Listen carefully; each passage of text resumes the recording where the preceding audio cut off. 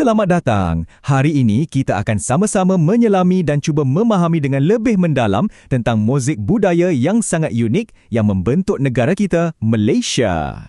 Ada tahu, bila sebut saja pasal Malaysia, kepelbagaian inilah yang selalu muncul di fikiran kan? Tapi ia bukan sekadar hiasan tau. Ia adalah nadi dan jiwa negara kita. Inilah yang menjadikan masyarakat kita begitu meriah dan, begitu istimewa. Baiklah, ini dia agenda kita untuk sesi kali ini. Kita akan mulakan dengan konsep muzik budaya Malaysia. Kemudian kita akan kenali kaum-kaum utama. Kita akan lihat pula warna-warni Borneo. Dan lebih lagi, jejaki perjalanan sejarahnya. Dan akhir sekali, kita akan bincangkan bagaimana semua ini menjadi kekuatan kita bersama. Okey, jom kita mulakan. Apa sebenarnya yang dimaksudkan bila kita kata Malaysia ini sebuah mozaik budaya? Dan apa itu masyarakat majmuk? Inilah dia kuncinya. Masyarakat majmuk. Bayangkan macam ni. Sebuah rumah yang besar. Dalam rumah tu ada banyak keluarga yang tinggal bersama. Setiap keluarga ada cara hidup, bahasa dan kepercayaan masing-masing.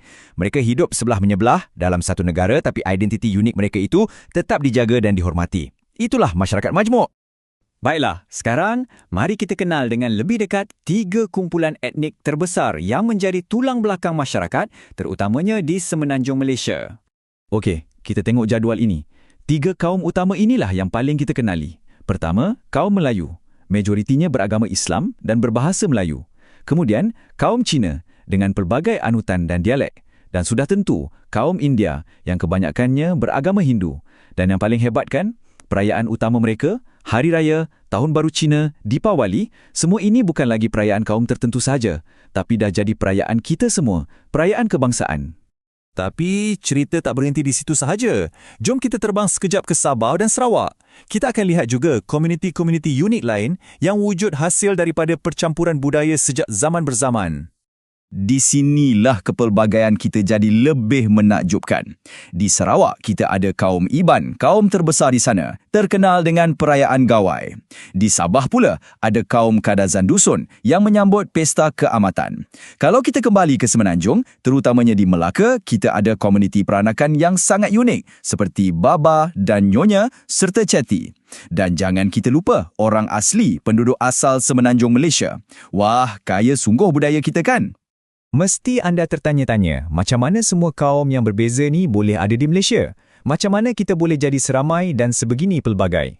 Nah, jawapannya ada dalam lipatan sejarah negara kita. Okey, lihat garis masa ni.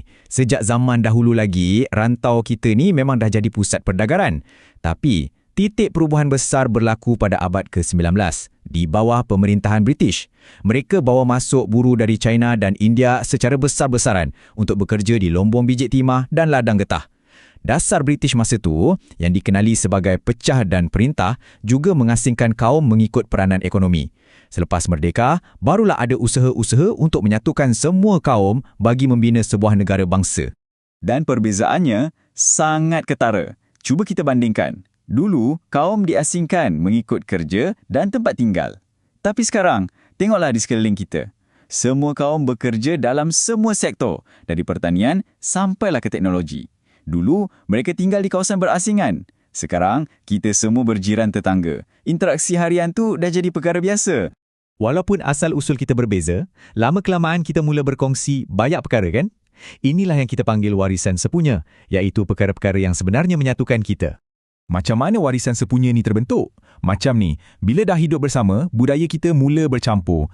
Fikirkan tentang makanan je lah, senang.